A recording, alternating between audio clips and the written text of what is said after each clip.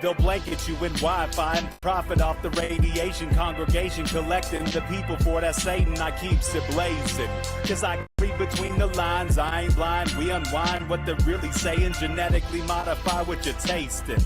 Don't need that college promise, so now you live up in your mom's basement. Redesign time so your mind is always wasted. Programmed to crave the basics. Keep the beta in stasis. Pay the state, kid. You're in debt for being born. Messengers are more than just the price for being warned. Don't be alarmed. Disconnect from their machinations. Stop subscribing to the folly of own nations. Bone breaking ain't the answer, cause they seek the ownership of souls. Spread the seeds and watch them grow. Break the chains of control.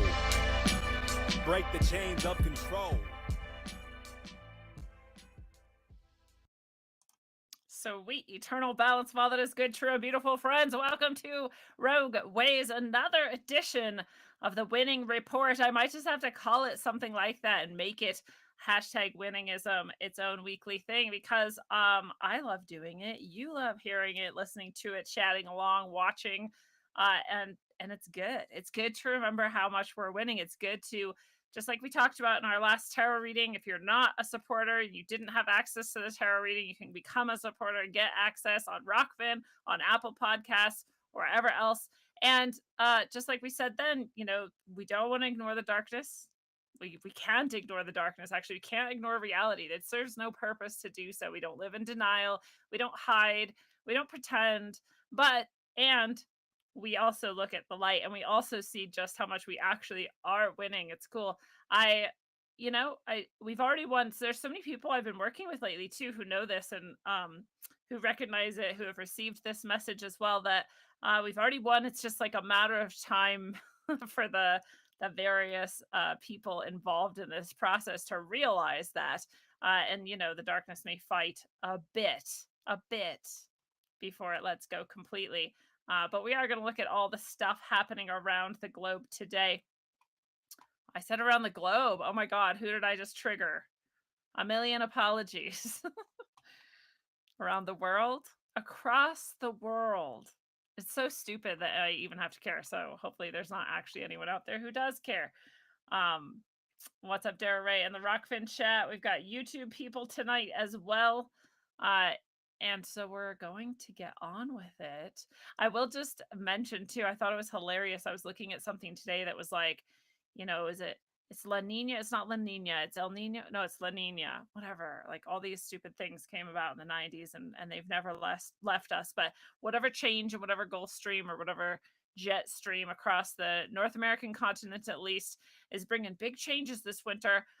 They didn't scream climate change in the article I read, which was really interesting. But they did say right where I'm at is either going to be exceptionally dry and warm, or it's going to be like ridiculously pummeled with deep snow and deep freezes constantly. And I'm like, well, that's awesome. Thanks for the update. Like, so basically you don't know what's going to happen as always, and there's no reason to listen to you.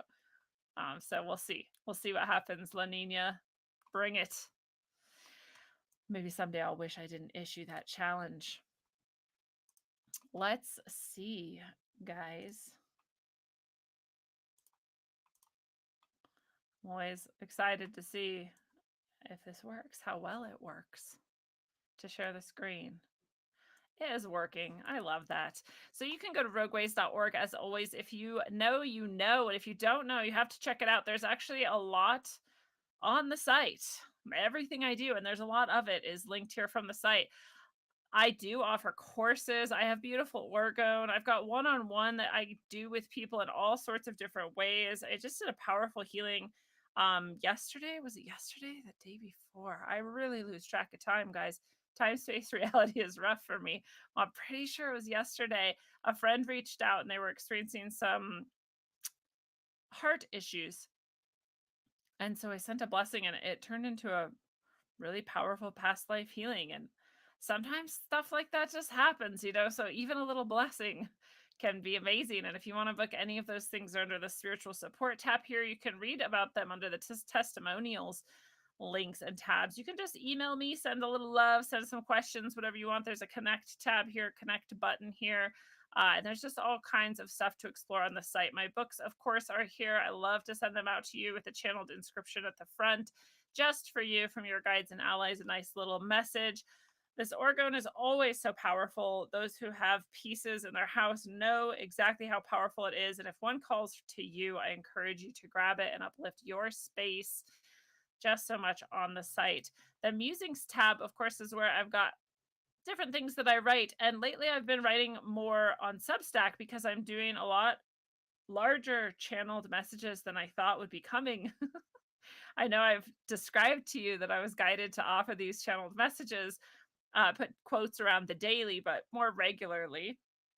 And so I've been doing that, and some of them have been just massive. And so I do provide those to supporters. You can get them if you're part of rogue.locals.com. You can get them if you're a supporter on Substack. So either of those places, the pieces here on the site under musings are just the beginnings or the intros, just to entice you to come along over to Substack or Locals to read the full messages, and they're worth reading. A bunch of people have done their free trial and have decided to subscribe for the whole year, which is very touching to me. And so I'm very excited to continue to provide those messages for you. Of course, I have no idea what they'll be, because that is half of the fun as I sit down to write, and I don't know what's going to happen. Sometimes I have a question and I ask them, and the answer is sort of based on that. And sometimes it just comes through, it's just ready to go. And sometimes I feel it coming for days, and then it flows through, and it's huge. So that's under musings on the site on rogueways.org. And finally, under the tab favorite things on the site are all of the things that I love most. I would never suggest to you to do or try something or undertake something or buy something if I didn't already do it myself, or I didn't already love it, or I didn't happen upon it after much research or otherwise. So everything here I do get a commission from, which is very nice for me. This is one more way to support the show, support what you love. But it's also something that I actually believe in. I wouldn't just do it. So my favorite, of course, is the Aqua Cure. Do it. I just do it. You have to do it. It will change your life. I can't express over and over again how much healthier I am now after doing this Aqua Cure. Of course, there's been some other things along the way, like some tinctures and spagyrics from Phoenix Aurelius's Alchemical Labs, which you can also link to from here, like my Chio, which is programmed just for me with all kinds of transmissions all day, every day that I get to receive. I credit the majority of my wellness to the Aqua Cure, though. That's when the game really changed and when I really started having transformational healing happening on a physical level. I also do get supplements, CBD, and other things from Honey Colony. This is also supporting Miriam Hanine. Good God. Like, I tell myself every time, okay, say her name right this time, and then I never do. I'm going to, though. It's going to happen more and more. Anyways, all this stuff supports both of us when you click through from my site and you buy any of these products here. And I love many of them and use many of them. There's nothing on here that isn't fantastic. So you can just take your pick of what you love. The Thrive Freedom Portal, I love Foster Gamble, as you know, one of my favorite friends and mentors, and such a powerful person doing so many powerful things. If you want to be a part of that community and see all of the many live streams that he does that are exclusive and more, and get Thrive 1 and Thrive 2 for free, and all of this stuff, you can click over from the site here on Rogueways under favorite things. And of course, I love Holistic Emily and all her products. She's amazing. This is the only one here that I don't get a commission for, but I just love her stuff. It's great. I use it every single day. So that is the site. I always invite you to go there. Here's the Substack. If you didn't know, it's rogueways.substack.com. You can go right now. You can check those things out. You can subscribe. You can get all those channeled messages all the way back. Obviously, they're not all of them. Most of them are actually in the book, which you can get from me or Barnes & Nobles or Amazon, which is The Key of Transformational Healing. That's the long channeled message, all continuously one transmission, I guess, but broken up into little sections. And then all endings are beginnings, also channeled. Each section is channeled. These ones are a different nature, though. These things on Substack and what's been coming out lately is just a bit more powerful and direct. And so I invite you to go check it out. So much love in the chat. We've got Adam Tucker in the house. Nice to see you, Adam. Mandy in the house. Nice to see you. I think I said hello to Dara and Angie already. If not, hello to you too again. up to the Rogue crew? Thank you for the tip, Adam. Thank you for the tip, Angie. You guys are so good to me. It's nice to see you all here. No one's saying hello yet over on YouTube. I'm not that surprised. Sometimes I don't think they tell anyone that I'm streaming. I do want to call your attention to this BitChute video really quick, not because it's mine, and I am on BitChute if you didn't know, and I have been, and more videos are there all the time thanks to our friends at Content Safe. Content Safe gets your content on every platform. Matt's doing, and his team is doing a great job of getting all my entire archive over to BitChute. I started a long time ago, and I just never finished. It's such tedious, boring work, and I'm like, it already is here on Rockfin. Like, why bother? It's already here on YouTube. Anyway, it's a great idea, though. You never know when you're going to get banned from some platforms. So I'm on many platforms. I'm on Rumble. I'm on BitChute. I'm on, I don't even remember what else. But anyways, I got this interesting comment on this really old video. This is Asteroids Not Elections. This is from, oh gosh, I don't think it says on here, but at least a year, maybe 2 years ago, a year and a half ago. I'm not sure. Anyways, a comment from Heather Thunderhawk on this video is interesting. She says, a high up on Wall Street told Jamie Lee from A Plain Truth, and that's a Flat Earth user and channel as far as I know, that October 25th is a major event and that November 6th would be the end of all government. I was like, whoa, I wasn't really expecting that from this comment. I thought a major event, and, we talk about this a lot, and there's a lot of, September 23rd was supposed to be one, and there's just all of these all the time. But that then it went into by November 26th, there'd be no government at all in the whole world. But it continues. Then would come the 3 days of darkness, which we've talked about. I've done a whole show on 3 days of darkness. 3 days of darkness were the original inspiration for the 1 day of brightness event, which has now been going. We're going to come up on our, I think, 9th time we figured out, 10th time. I'm not sure, this coming December. But that was the inspiration originally, was this 3 days of darkness and the show that I originally did on that. So a couple years ago, show on 3 days of darkness. Anyways, then would come the 3 days of darkness. And after that, 25% of the population would die over a period of 3 months. I'm only laughing because it's like, what else would you do in the face of that? If suddenly on October 25th, there was a huge event that shattered the world, there was no government left within, what would that be, 12 days from then? And then 25% of the population died over 3 months. Like, I mean, that'd be rough, but it would not be that surprising. And I'm not saying I'm giving any credence to this. I'm literally only sharing it because rarely does a comment make me go, like, where's this? Who's Jamie Lee? What's A Plain Truth? Who told him? A high up on Wall Street? Why would a high up on Wall Street tell? Anyways, maybe someone in the club does know. Maybe someone in the club did tell this Jamie Lee person, and maybe this will actually happen. But I do know that our tarot keeps showing us more and more disruption, and I do know what Sai Baba told me when he popped into the head of a person talking to me at a random spiritual fair years and years ago. So thank you again, Dara Ray, for the tip. You guys are just so nice to me today. Thank you for the support. Christopher Rangel in the chat. Nice to see you as well. Hello. So that's just a comment on BitChute. Who knows? Thank you, Heather Thunderhawk, for sharing with us that report from Jamie Lee's channel and what he supposedly was told. And I put as much faith in that as I do in literally anything else, which is to say it's possible. And we won't know till we get there and find out, and we'll see. And it won't matter whether we knew or not ahead of time. So let's move on and see what else is coming. Oops. Anyways, I wanted to show this graph, and I wanted to take it as a little moment to do some critical thinking. This is from a survey.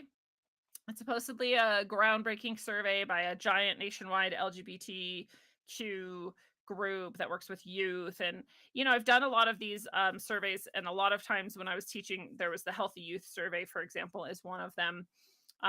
And a lot of different surveys that kids do, especially in public schools. And I don't know if this was done in a public school or not. I don't know exactly how it was done. I'll just say, first we'll just look at the graph and see what it says. So it says youth who attempted suicide, comparison of number of people who respected their pronouns. So we have here, you can see If all people or most people in their life respected their pronouns, there was only 12% of them attempted suicide.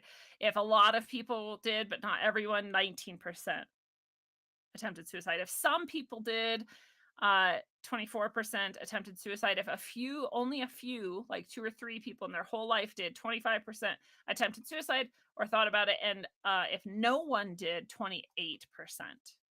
So these are supposedly the numbers of youth who considered suicide in connection with how many people in their life respected their pronoun choices and used them. And so if that's true, if it is true, let's say they did the survey and these are the actual numbers, and I have no reason to doubt them, so I'm just going to say it is.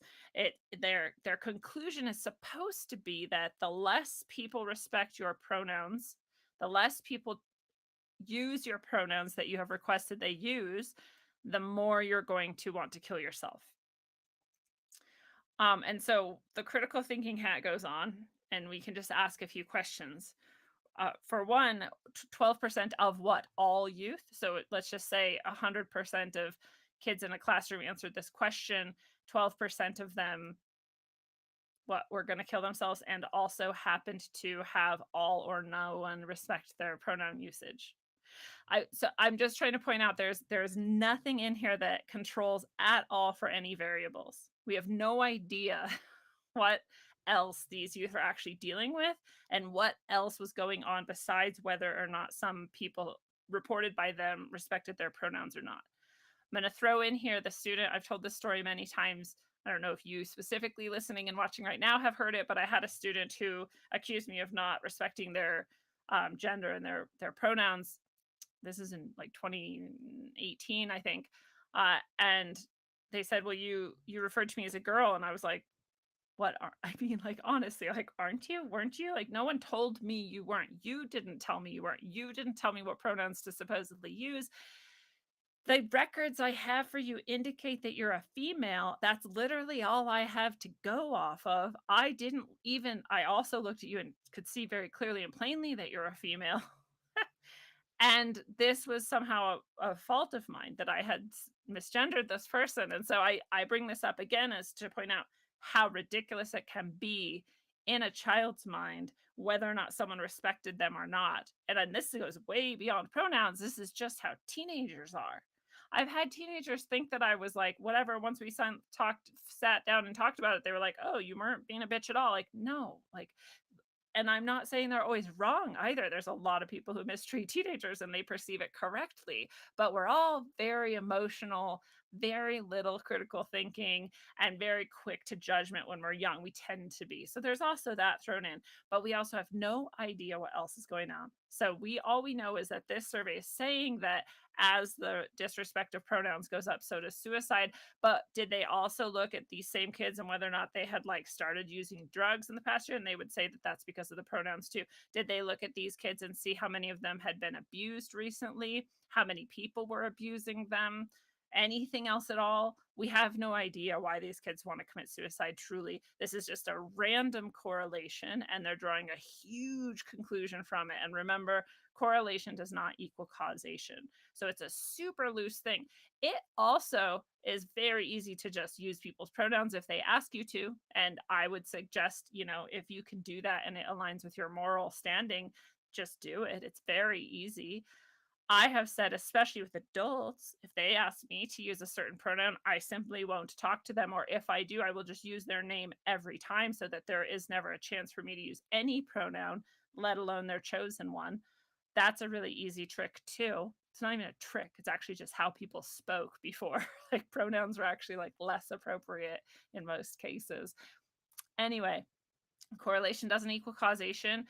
This isn't a study, it's a poll, and drawing conclusions from it seems very silly to me. And I just wanted to bring this up as an example of really simple, critical thinking can be applied to this. And you could say, like, this literally means nothing and it doesn't matter. And you didn't have to show me this chart to say lots of kids think about suicide, lots of kids attempt suicide.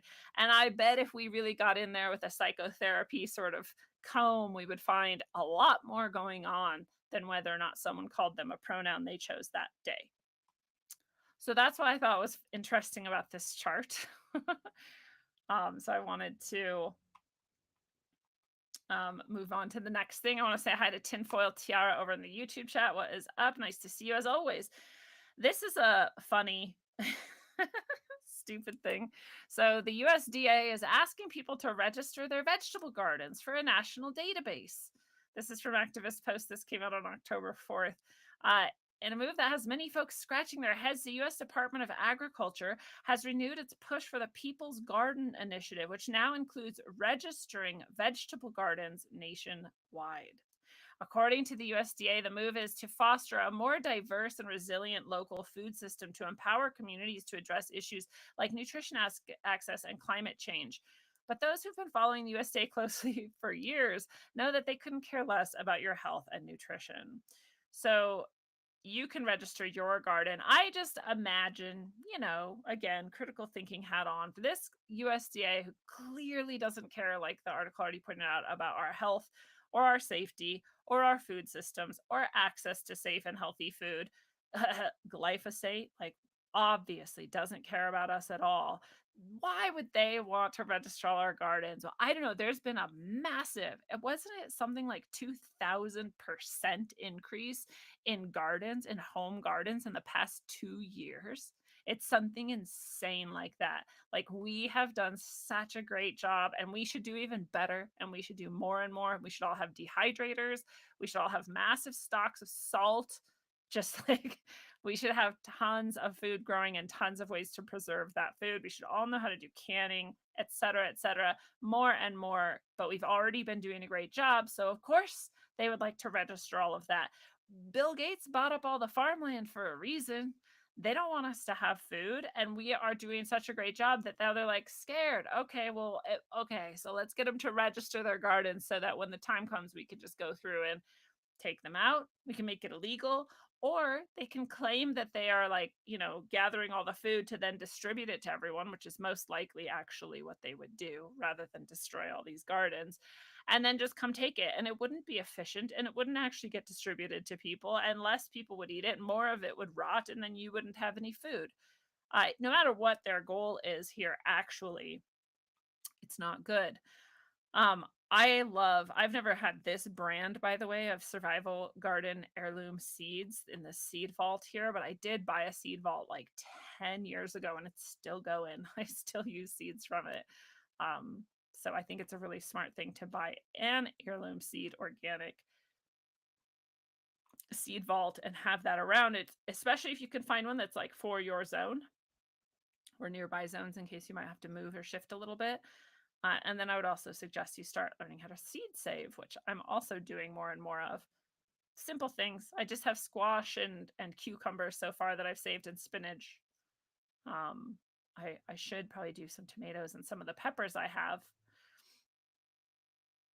But anyways, it is important more and more. And of course, the USDA is going to ask you to register it, and you just don't. Just don't. There will never be a good reason to do that. Oops. So, of course, also, we just had this amazingly devastating hurricane down in Florida. And I'm sure a lot of people are screaming climate change. It was actually really funny to see Don Lemon get shut down on CNN's reporting when he was asking about climate change. And the dude was like, dude, can we just like talk about the hurricane without you making it political? And it happened somewhere else too. And I'm like, dude, maybe a lot more people are waking up. Like, maybe that's a huge win in itself, that people try to link this to, carbon neutral, climate change, green tech sort of revolution, and they're getting shut down. Like, no, we're not doing that. We're just thinking about the actual damage done here. We're just thinking about human lives, and we're just talking about the facts. And I think that's cool. That's a win in itself. This was crazy though. This was really, really huge. So this was a Category 5 storm, nearly. It was 2 miles per hour short of that. So basically a Category 5 by all intents and purposes. But they also had this huge storm surge, which made it really hard, really destructive, and really dangerous. They talked about it as a 500-year flooding event. You maybe saw the images and videos of the sea was just gone. There was just it was like the tide was the farthest out it could ever get. That's how much water was just surging into the sky, into the storm. I don't know, got dumped back down on the land and otherwise. So there was a huge amount of life loss, a huge amount of property damage. It was worse than Katrina. Katrina, of course, was only really, really bad because they detonated bombs on the levees and drowned everyone. But if you're just comparing storms, otherwise, this was way, way worse in every way possible. So that happened. We don't need to go into the details of it. What I really want to focus on was the win we already mentioned. And this interesting work, Matt Landman, of course, a friend of the show, has been on many times. He is at Actual Activists on Instagram, actual_activist. He also has Actual Activist, his website. He also does Spiro, which you know I'm a big fan of. I have Spiro hats, I have Spiro shirts, I have Spiro blankets. I highly suggest that you get as much Spiro as you can. It does block even 5G radiation. You can test it, and it does. It actually works. Again, I wouldn't suggest it if I didn't have it and love it and have researched it and studied it and tested it, and it works. But Matt does so much work around chemtrails, weather modification, GMO foods, all kinds of stuff. His Instagram is just a plethora of beautiful, amazing, and uplifting, and also confronting and challenging contents. He's great to follow on Instagram, but he has been sharing these images of the weather modification in connection with this hurricane. So we know that. I just assume now, anytime there's a major weather event, it is being manipulated and created. And he talks about this a lot. You could see these concentric circles here. This is like a pulse being sent out. And what that does is energize the storm. It also can send it a slightly different direction. He shows another one here. More clearly, you can see those concentric rings. That's not a normal phenomenon. That's not even the center of a storm or anything. This isn't even near it. This is outside on the edge of the hurricane, and it's energizing it and directing the course of it. Right? This is how they steer it. This is how they control it. He has another one here. And you can see these weird lines coming out, right? Again, nature makes beautiful patterns sometimes that they don't look like things drawn by an Etch-a-Sketch or a spirograph or whatever. That's not how it is, but they use HARP, they use NextRad, and they use chemtrails. They use all of these things in combination with one another, both to create the storm in the first place, to add energy to it, and then to steer it to exactly where they want it to go. So this is just another example of that happening. We've had countless examples over the years. We've had way better documented even than this, although this is some cool documentation. I love what Matt shares. I'm just saying there's more, right? Every storm we can see this, and some of them we can see literally piece by piece, like every blast they gave and how it strengthened it and how it sent it and how it directed it. And so it's just oh, check this one out as well. There's just this giant, again, it's concentric spirals. You would see them even better if there was more what should I say, like condensation or water in the atmosphere up here for it to be bouncing off of. But you can see it's concentric and full circles here. You can even see the centermost point. And just you can compare it in this picture as well to, here's the actual circles that the eye of the storm makes and the hurricane itself makes. And you can see they're not perfect. There's some oblongness to it. There's some places where the rings are merging into each other. You know, it's a spiral more than these concentric circles. And it's just a little imperfect, and it stretches out. See, it stretches out, stretches out. These are concentric, they're perfect circles, and they're embedded in one another. Very different from nature. So you can see it happening in real time if you have eyes to see, and we do. But Matt posts so much stuff. A lot of it is spiritual and uplifting, like I said, as well. So if you don't follow him yet on Instagram, follow him. And if you don't follow me, follow me. I'm at Apotropaic Soul. You can find me at Apotropaic Soul. And I post some TikTok videos and other stuff. Anyway, you can go to Instagram and follow me there. I would love to have you there. I also am on Twitter at Apotropaic Soul, I think, again. So you can come to Twitter and find me. But that was that storm. I hope everyone's safe. Oh, you know what? One more thing I want to point out. Maybe I can find this. Holly, who's been on the show as well. She does Zune Politicon. Yes, here it is. I'm going to post this in the chat. If you can give anything at all, a few bucks even, to support Holly. She's just lost everything. in this storm. Um, and so my heart goes out to Holly. She's fine. She's okay. She's just going to have to replace all her stuff, everything. And so if you can just get anything, any help to her is great. Again, $5, $10, whatever you can do is just we just I always say whatever you can give truly and to give is the point. And that if everyone did that, everyone would be okay. And that's the point. We take care of each other more and more as time goes on. And so we love Holly and we want Holly to get everything she deserves. So please share what you can with Holly when you can. So, speaking of supposed climate change and these big storms, the United Nations, Melissa Fleming, has said famously, maybe you've seen this elsewhere, that they own the science on climate change. She literally said exactly that is a quote. We own the science on climate change. And they say they work with Google to make sure that only UN approved information on climate change gets out there. She literally talks about how they were shocked to Google climate change and find anything but their political line on climate change, and not all of this other content. So they got together and they made it happen. We know this happens. You and I know this happens. We're not surprised by this. I again count this as a win that other people might see this and go, wait, what the fuck? Like, why are you just controlling what we see? Hopefully people question that more and more. Hopefully people look at that and go, no, you're not supposed to control everything. We're allowed to ask questions, even about climate change. We're allowed to look at other opinions, even and especially about climate change. So that was really a big win for us. Hopefully more and more people see that type of behavior, that type of just arrogance and control. I mean, what a psychopath. And she doesn't think she's a psychopath, I'm sure of it. She thinks she's just doing such a great job helping the whole world. And so God bless her. But that it takes a psychopath to think that it is a good thing to control the information flow to the entire world through one of the most powerful corporations ever created, named Google. We've got Ian over in the chat. He looks like a rogue subscriber over there. I can tell by the little rogue ways icon next to your name. Ian, thanks for being a supporter. Nice to see you over there.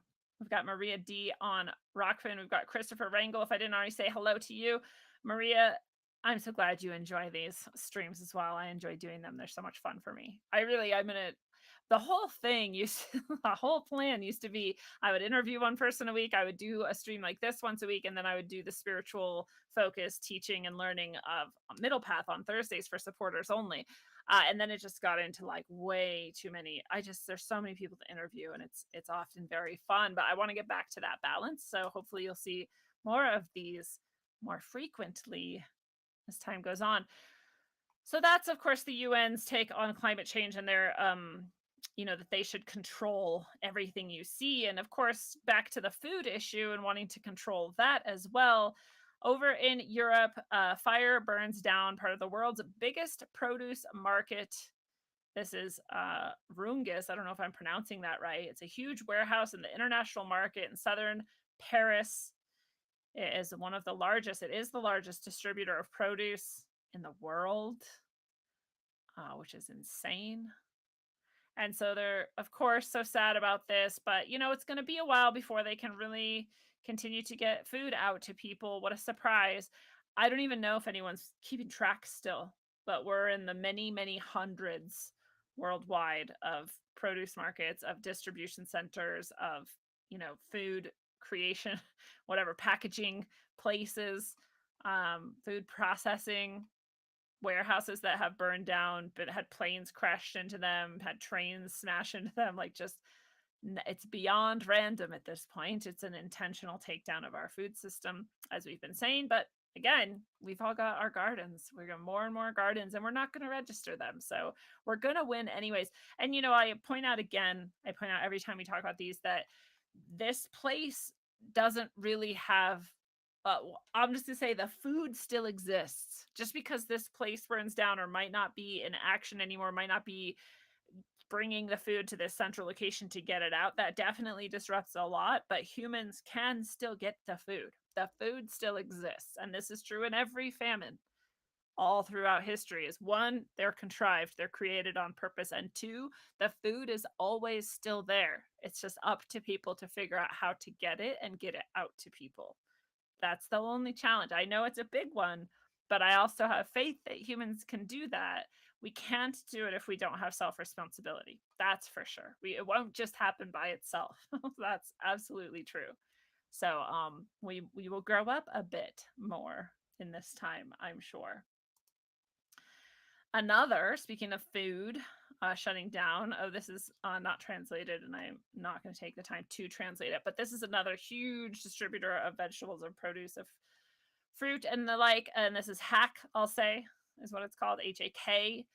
This is also over in Europe, and they've actually just said, oh, we can't package and distribute anymore because energy prices are too high. This is in Germany, if I'm remembering correctly, and Germany's getting real bad. Yeah, well, that's what happens when you shut off all your electricity on purpose, which is what they've done way before Russia was ever doing anything with Ukraine, way before Zelensky was snorting billions of dollars of coke with the money the US is giving him. Way before any of that, Germany was like, let's turn off all our nuclear power, but let's not have a backup plan.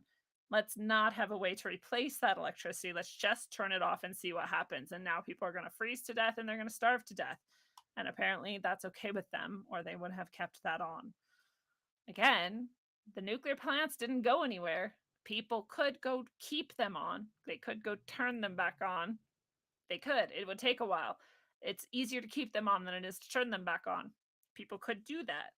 Would take a lot of self-responsibility. It's not going to happen by itself. Clearly, the government and the leaders are not going to do it for you. They want you to die slowly. So this is yet another food distribution channel going offline, this time in Germany, the self-destructive Germany. It's crazy. The UN's garbage doesn't stop there. The UN calls the UN calls on the Fed, that's the Federal Reserve, which is not a government entity but a private central bank, and other central banks to halt interest rate increases. And the only thing I have to say about this is something that someone said on Twitter also. I feel like it was Orwell Huxley's ghost is what she goes by. I'm pretty sure that's who said it. Anyways, and I thought, yeah, that's exactly the only thought we should have in regards to that. And that is, why does the UN get to say anything to any central bank? Who elected the UN to lead the banking world? I don't think we should have central banks at all, period. And I don't think we should listen to what the UN has to say about basically anything. The UN is a garbage, evil institution that is literally just there to get globalized control instead of local national sovereignty. And that's it. So fuck them, whether or not it's a good idea to halt interest rate increases or not. Really, we should just abolish the Fed. That's what we should really do. So, yeah, it's a win when we see through the UN's supposed governance. There is nothing governmental about the UN. It's just a tyrannical machine.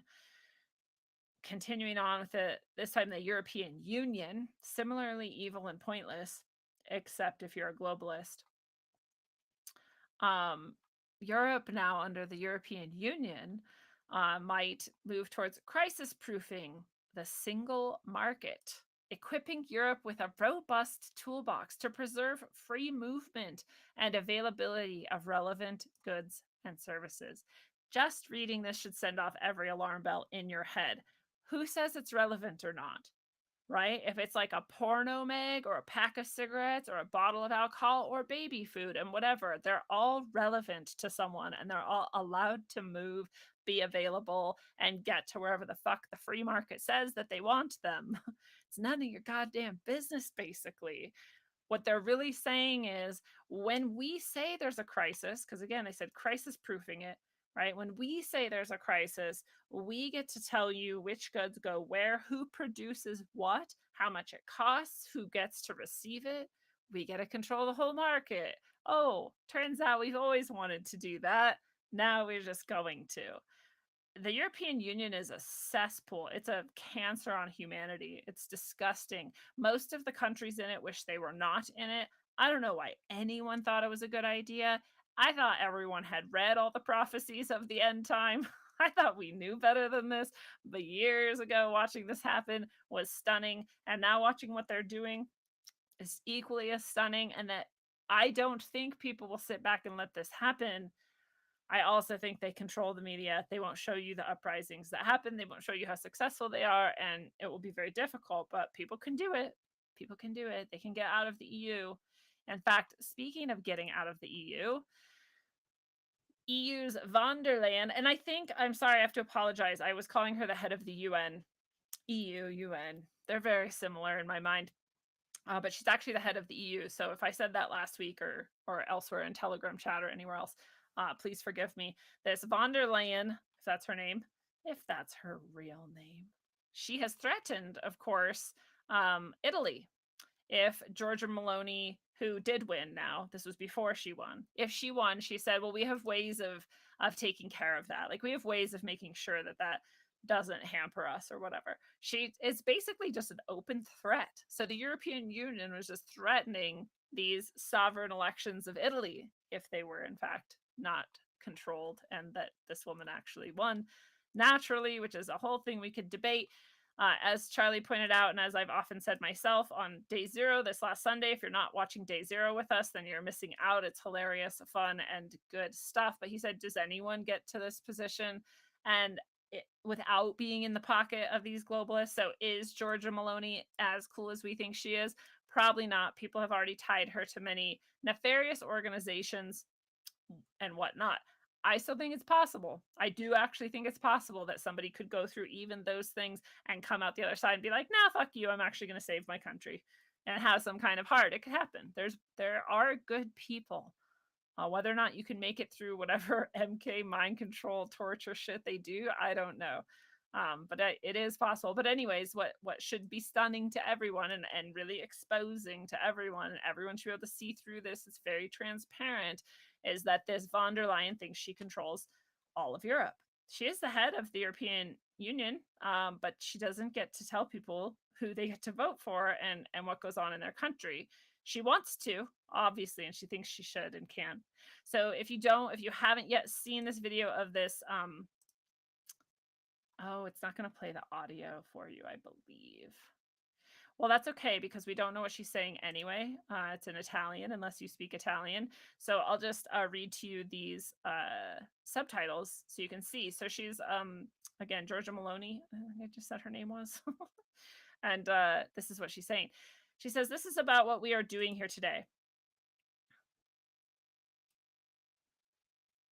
She says, why is the family an enemy? Why is the family so frightening? There is a single answer to all these questions. Because it defines us, because it is our identity, because everything that defines us is now an enemy. For those who would like us to no longer have an identity and to simply be perfect consumer slaves. And so they attack national identity, they attack religious identity, they attack gender identity, and they attack family identity. I can't define myself as Italian, Christian, woman, mother. No. I must be citizen X, gender X, parent 1, parent 2. I must be a number. Because when I'm only a number, when I no longer have an identity or roots, then I will be the perfect slave at the mercy of financial speculators. The perfect consumer. That's the reason why. That's why we inspire so much fear. That's why this event inspires so much fear. Because we do not want to be numbers. We will defend the value of the human being. Every single human being, because each of us has a unique genetic code that is unrepeatable. And like it or not, that is sacred. We will defend it. We will defend God, country, and family. Those things that disgust people so much, we will do it to defend our freedom. Because we will never be slaves and simple consumers at the mercy of financial speculators. That is our mission. That is why I came here today. Chesterton wrote more than a century ago. Let's see if I can find it. She says, fires will be kindled to testify that 2 and 2 make 4. Swords will be drawn to prove that leaves are green in summer. That time has arrived, and we are ready. Thank you. A really powerful speech. And what's really interesting, side note, I didn't know that Chesterton was the allusion made. I didn't even know it was an allusion in George Orwell's 1984 that 2 + 2 = 4 and not 5, like the party made Winston pretend. So now I want to read Chesterton. He turns out to be a Christian scholar. And I am now reading some of him, and maybe we'll do on a show on that someday. But Chesterton said that, and she did this speech, and this is a beautiful speech. And this speech is exactly what all of us, I think, feel who are watching everything unfold. She even mentioned the genetic code, which is sacred, which is what the mRNA seemingly aims to perhaps destroy. We've talked about DNA, the sacred aspects of DNA. That's actually the show I want to do this Thursday on Middle Path, is about our sacred DNA and the things that I've been told about it through my guides and allies, and some things we've already known for a long time because of materialist science. But that is sacred. We are sacred beings, and our families are sacred, and they've been destroyed and under attack for many years, and the extended family especially, as John Coleman pointed out so aptly when Holly of Zune Politicon and him and I had a recent chat about Orgone and Wilhelm Reich. The extended family is actually even better than the nuclear family. It'd be best if we went back to our extended family units in our households, in our properties, and etc. All of this is under attack, though, for a very specific reason, and it is to cut us off from our root, like she said, our identity, our idea of self, the sovereignty that we are born with, the souls that we come with. Right, all of this is so important, and this is why it's under attack. So it's really interesting to hear a politician say that. It's really interesting to see her elected then. It's very interesting to see her still alive.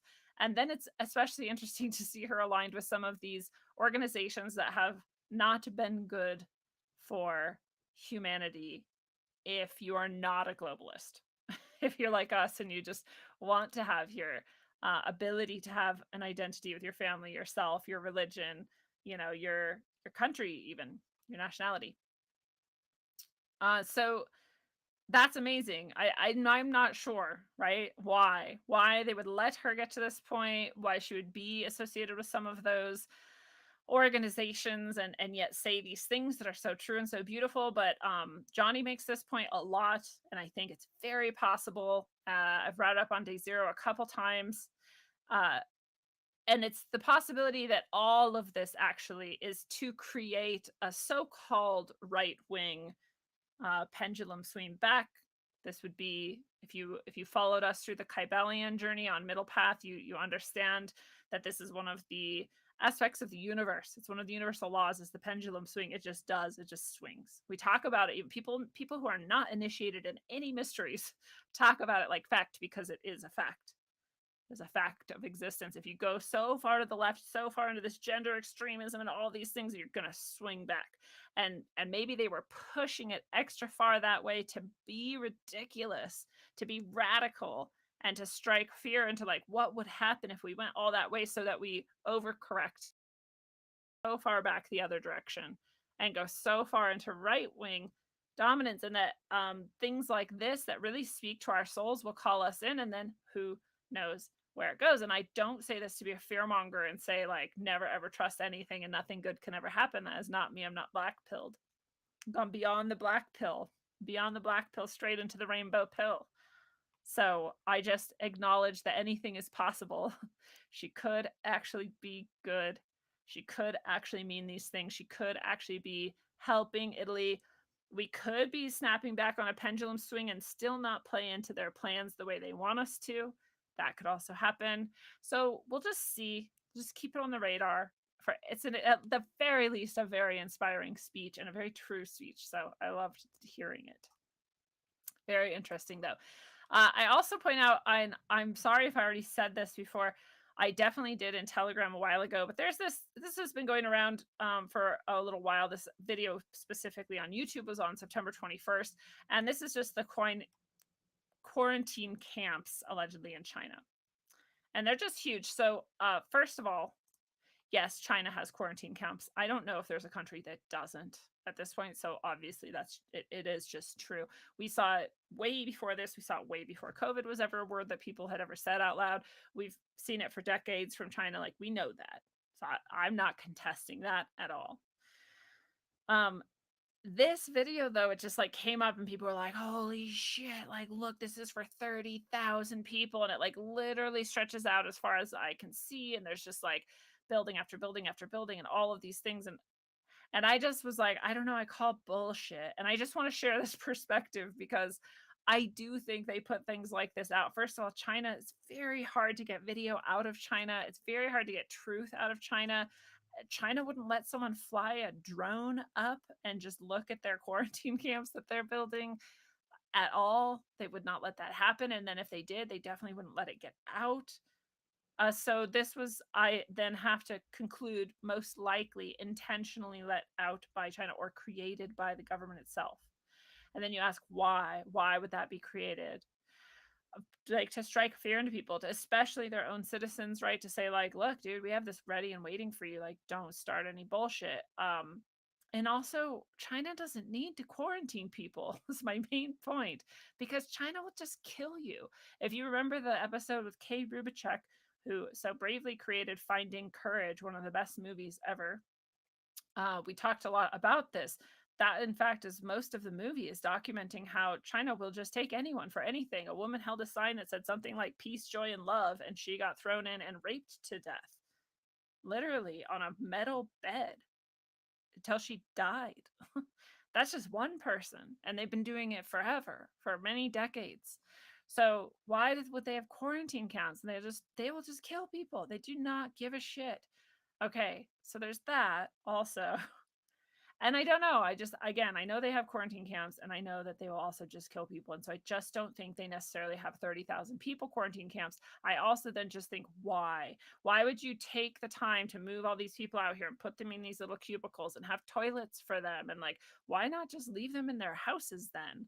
Right? Why build this whole structure? You already own everything. They already surveil everything. They already lock people in their buildings whenever they choose to. They shut down transportation when they control everything with like an iron totalitarian fist in that country. They don't need this. So I'm not sure, unless this is for us. That would be the only time I would say maybe that was real, is they're planning on, for some reason, like coming and capturing a bunch of people in other countries and shoving them in here. Maybe, but then why? You've got plenty of people there. So if you have a good idea that somehow justifies this and makes it, I think it's CGI. I think it's propaganda, and I think it's just meant to instill fear. And I think that's about it. We've got Del Paxton over in the YouTube chat. We've got Mojo Shop in the YouTube chat. Tinfoil Tiara had the same thought as me. He said, maybe those camps aren't for Chinese citizens. That'd be the only thing that I'd say. Maybe that's right. And then that would be terrifying. I would kill myself before being taken in by any Chinese operative, for sure. Absolutely, 100%. I remember, I don't know why, I've been screaming about China, AI, and a bunch of things for many years, and very few people have listened to me until the past few years. But when I was like 20, I want to say, like 20 years ago, there was a National Geographic article, for some reason, was like boasting about China's mind control camps. Like, they were talking about how effective they were, and they were showing pictures of like the devices that they would put on young kids' heads to desensitize them and instill them with propaganda and brainwashing. I'm not fucking joking. And no one cared. I like took the article and I was like, this is in National Geographic. Does anybody care? Like, no one cared. No one cared. I don't even know. And now I can't. I probably cut it up and made a collage out of it, but I can't find the article anywhere. If anyone out there has it, I would love to have a copy of it again, because that's how long they've been bragging openly about using this type of technology. I'm not going to end up in that fucking device, that's for sure. So yeah, I would die first. I've told you of the many timelines I've seen where China is fully invading this country. And I don't think we're on that timeline, which makes me very happy. But moving on from China, again, the win in this is that we can see through, and we can at least see the intent behind releasing it, even if this is a very real camp. And we can see China's control tactics at work. Just like every government, most of their control rests on people assuming that it is total and that they have no chance of escaping it. So that's why I call bullshit on things like this as often as I can. So speaking of China, this is Fox News reporting. I know I'm not supposed to give them clicks or whatever. I don't care. Green group influencing Biden admin has deep ties to the Chinese government.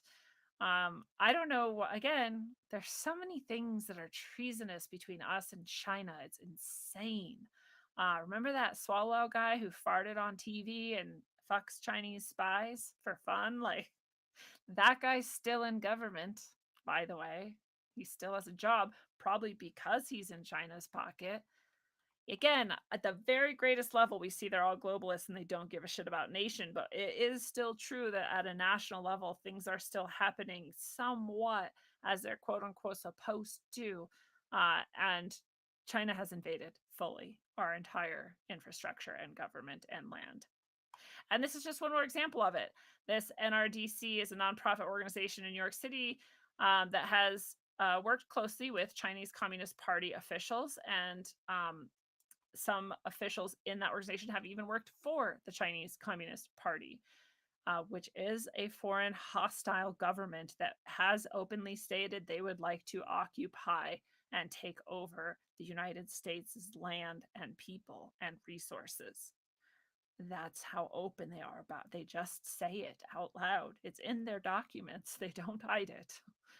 Those people are in our nation in various levels. So this green agenda has much more nefarious aspects even than we often talk about. And I just wanted to call our attention to that while we were on the topic of China. Furthermore, and way worse than that, China has police stations in the US and in Canada to monitor Chinese citizens, allegedly. Although we can imagine when a foreign hostile government has police stations in your nation that something is not going well. I know what they say. We want them. It's good for our economy to work with China and have Chinese business here and blah, blah, blah. But there is a report, 110 overseas Chinese transnational policing gone wild, and it details China's extensive efforts to combat fraud, quote unquote, by its citizens living overseas, in part by opening several police stations in 5 continents that have assisted Chinese authorities in carrying out policing operations on foreign soil. So supposedly they're just policing their own citizens, and they're doing it to be good neighbors, and I don't buy it. And I don't think it's safe. And I believe that it should be considered treason, and that anyone who allowed it to happen should be hung. The end. I don't like the Chinese government, if you noticed. I love the Chinese people, just not their government. Oh, so moving on from China. By the way, the win is that we know about this, that we're learning about this, that we see more and more how deeply embedded China is in our country's dealings, and that we can hopefully get to the point where more people realize how treasonous that is and how dangerous China is and kick them out of here. Moving on to the biometric electronic databases and control structures, and Brazil is testing a biometric database for election integrity. This is another window into how, no matter what the different nations are doing, possibly warring against each other, having economic battles against one another, they are all headed towards the same globalist, technocratic, transhumanist agenda. And it's been rolling out more and more. We saw it especially take a huge leap during the COVID years. And now they're trying to tie it to things like climate change and elections, because those are hot issues. They made them hot issues. And so they're problem, reaction, solution, Hegelian dialecting us into this, but Brazil's rolling it out. They're going to use these biometric measures in order to vote, to stop fraud, allegedly. So they'll be part of an integrity test soon. 56 of 641 machines will have biometric scanning capability, which outlines the basic ideas for a future where the state collects biometric data on every citizen, allegedly for voting purposes. And I just can tell how poorly that's going to go anyway. I don't know if you've ever used like the fingerprint scanner on your phone, for example, but mine never works. And then people do the face thing on Apple. That probably works more often, I'm guessing. Maybe they're just going to use that. That could be very easily faked, though, as we've seen with those exact same mechanisms by even just holding up a picture in front of the camera. And also the eye scanning thing, they've been doing that at airports for a while now.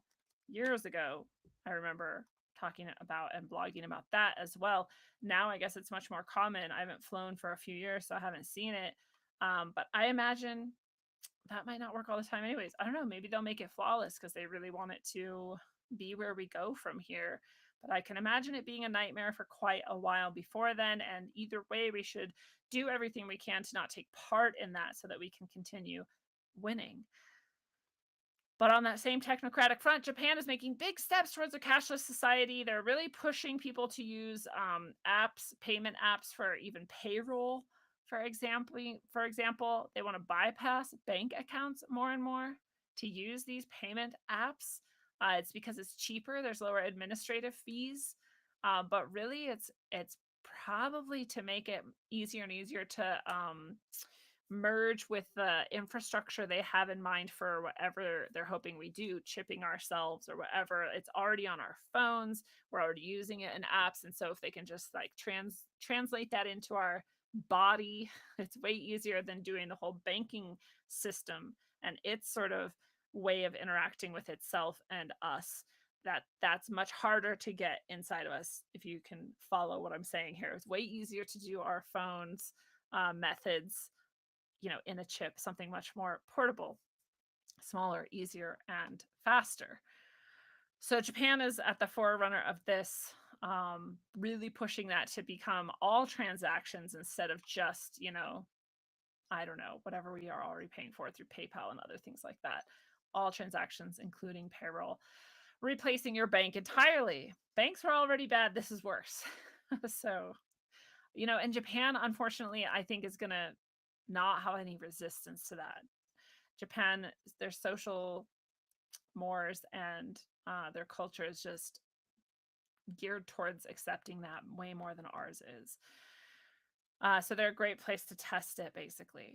They don't do anything by accident, these elite psychopaths. They're very intelligent about their craftiness. So that's unfortunate.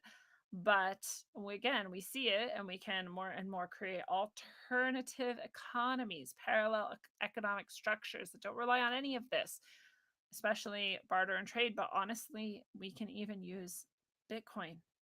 We can keep electronics and use them if we want to. Bitcoin is decentralized. Believe it or not, it actually is. And it can stay that way forever if we choose. A lot of people don't like it when I talk about that, but it's true. But speaking of PayPal and all those digital apps that's supposed to replace our banks, PayPal, of course, again, has shut down the account of someone for their political beliefs. Britain has a free speech union, and Britain's free speech union is no longer allowed to use PayPal. They also just shut down someone else. Who was it? It was someone huge. I can't remember. We just talked about it last week, but they don't stop. They've been doing this for years as well. We've seen them over and over again for anything they decide. You're talking in a way that we don't like. You tweeted something we don't like. One of your videos said something we don't like. And now that you're big enough to have gotten our attention, we're going to shut down your PayPal. This is why I use Stripe preemptively, so that if PayPal ever does target me, I have Stripe already integrated in everything I do as a backup. I don't know that Stripe's any better. I haven't yet heard of Stripe banning anyone for political reasons, so that makes me somewhat hopeful. And I know it's weird, and I don't trust it yet. And I'm not saying anyone else should, but it's interesting, and perhaps we might be able to trust it. Probably not. But Dan Bongino, who's this right-wing guy, very deeply embedded, probably not to be trusted. But he is making a payment app too, and his whole point in doing it is saying that he would never ban anyone for any political reason. Who knows? It could happen. Like I said, there can be good people we don't expect. I make fun of Dan Bongino a lot, but maybe he's doing something good. But anyways, PayPal's definitely not. They're very clearly in the pockets of the agenda, and they don't care about you. So it's not good that they shut down people like this. Obviously, it is cool that we find other ways of doing what we want, and we find parallel ways. And it is cool that PayPal gets outed for things like this, that Venmo gets outed for things like this, even on national news media like Tucker Carlson. and elsewise. So that in itself is winning. More and more people are hearing about it, at least, and thinking about what would we do if we got attacked for what we believed and we still wanted to buy things. Maybe we should figure that out. I mentioned this on day zero also. It's worth anybody looking into more deeply. This is DARPA, which has, again, always been on my soapbox of screaming about DARPA for years and years, and no one cared. But DARPA is terrifying. DARPA, of course, is the Defense Advanced Research Project, something, something. And they basically make death robots of various styles and have for decades. And their death robots just get better and better. They have more and more guns and lasers and agility and speed, and they're fucking terrifying. Everything they do is fucking terrifying. Nothing they do is for anything but death. It is absolutely fucked. I hate DARPA, and I always have. And now the DARPA is bad enough. So DARPA is like it, the government's little play tank. Just throw black money in there, like whatever, like that. This is where we get worse and worse death tools from. Now we have ARPA, and it's all about health. And if you've been hearing me for a long time now rail on and on about the PSYOP that I call public health, which isn't a real thing, this is the conclusion to the PSYOP of public health that was started in the early 20th century, as far as we can tell, and is now finding its ultimate final form in ARPA H. And this is a centralized fast tracking of our digital dictatorship in action, where they're going to say, which they've already begun the narrative for years in advance, that this is for our health, that it's about our health, that when we have health threats, public health threats, ARPA H will be here to make sure that we can attack the threat and do it cohesively and do it quickly and do it in a unified manner. And we won't have to worry about disinformation, and we won't have to worry about records, and everyone will just have their chip in their brain, and we'll just scan them in and give them all the vaccines we need to give them, and no one needs to ask any questions. They're just studying more and more how to control everybody through our healthcare. It's not healthcare, it's death care. It is the number one reason why people die in this country is quote unquote healthcare. Doctors kill more than any other profession. It's just not helpful. It's very unlikely you'll find help in the medical system at all. This is written by Whitney Webb. She's awesome, of course. You can read this whole article for yourself if you like. The short of it is what I've already said, and the other conclusion we can draw, as we always should, is that we more and more need to understand how to take care of our own health. And of course, the smartest way to do that is to be preventative, to drink and eat pure things, to take care of yourself. This is how we win. This is the only way we win, is self-responsibility. And we just need to know more and more what to do to, first of all, keep health ill effects from ever happening. That's the preventative side. And then when they do happen, to know what to do. There's always a cure in nature. There is always an answer in nature. There's always a way. In fact, every single thing they could ever offer you, they first took from nature. So it's not hard for us to do. It is art that we need to bring back into our being, because they're using it more and more. But if you're not even in the system and you don't have a reliance on the system, then it won't matter and they won't win. We win when we have self-responsibility. And that's what we're going to do. I've been learning more and more how to heal and take care of myself, as you have been watching. And I hope that you've been doing the same for yourself. Speaking of government control, is a very specific agenda. The FBI has been raiding more and more people who are not terrorists, who are not criminals, who have done really nothing wrong. And the most recent is the FBI raiding the home of this Catholic pro-life speaker and author.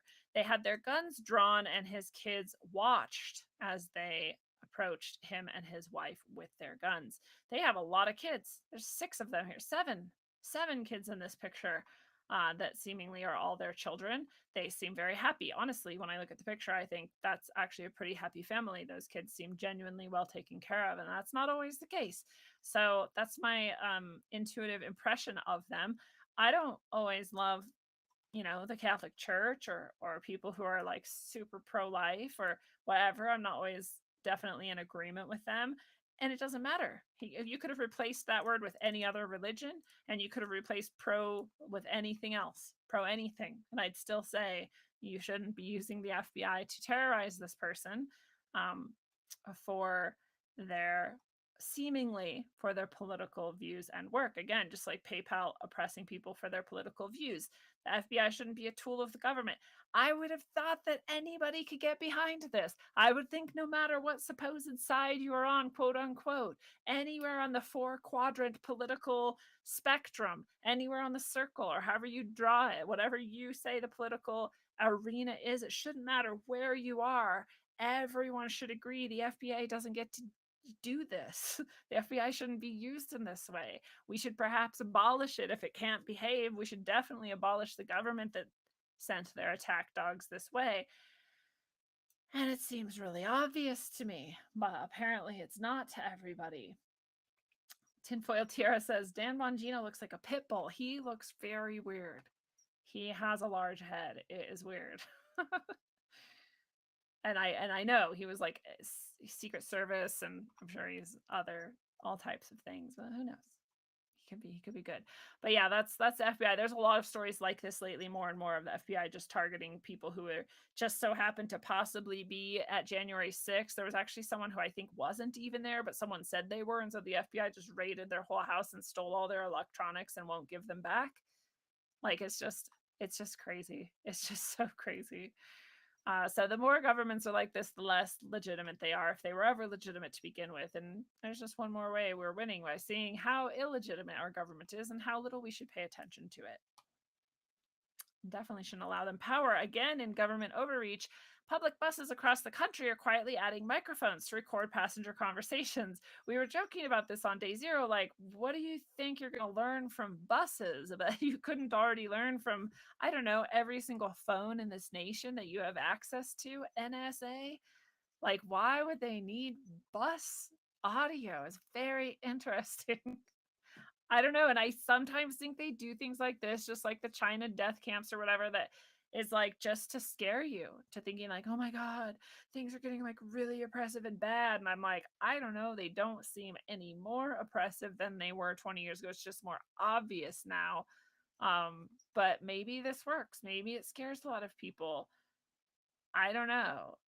Supposedly this is for our safety, as all totalitarian tyrannical measures usually are, but we know they don't care how safe we are at all, or they wouldn't have shoved intubators down the throats of millions of people and murdered them within the last few years. That's for sure. So I don't know. I don't even know if we have to care about this. It just seems so silly. But apparently that's coming to a public bus near you, and less people are able to drive.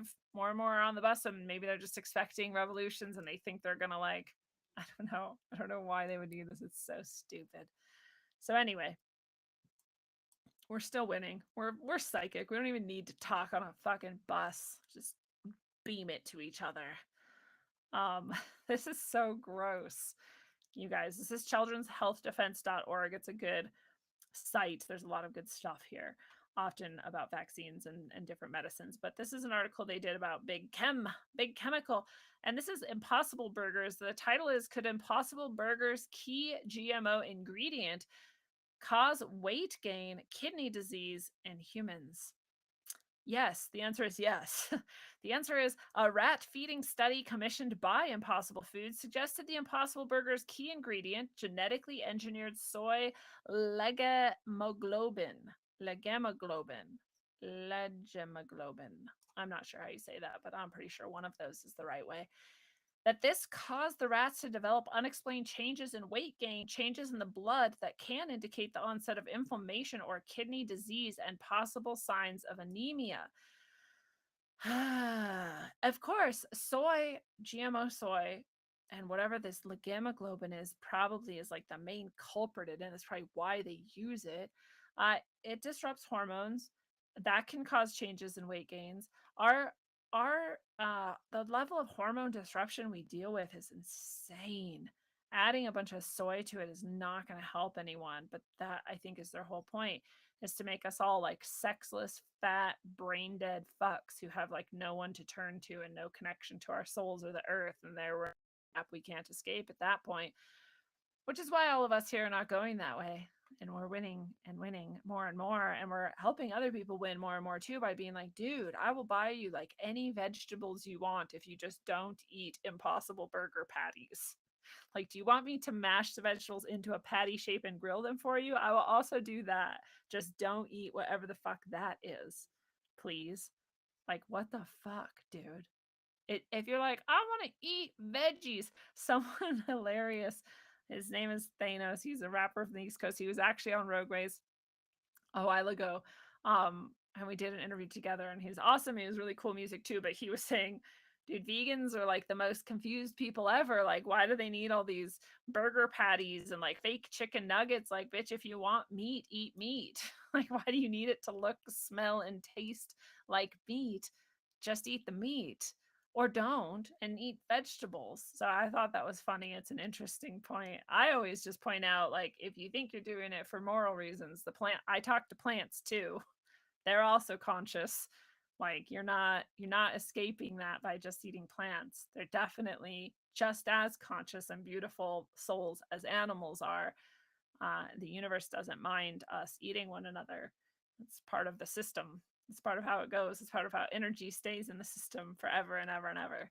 Anyways, wherever our thoughts are about what we eat and why we eat it, definitely Impossible Burger patties are probably killing you. And so they did this study themselves, and it does seem to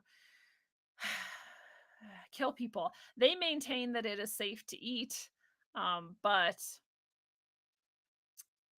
not all. Oh, here, let's read this.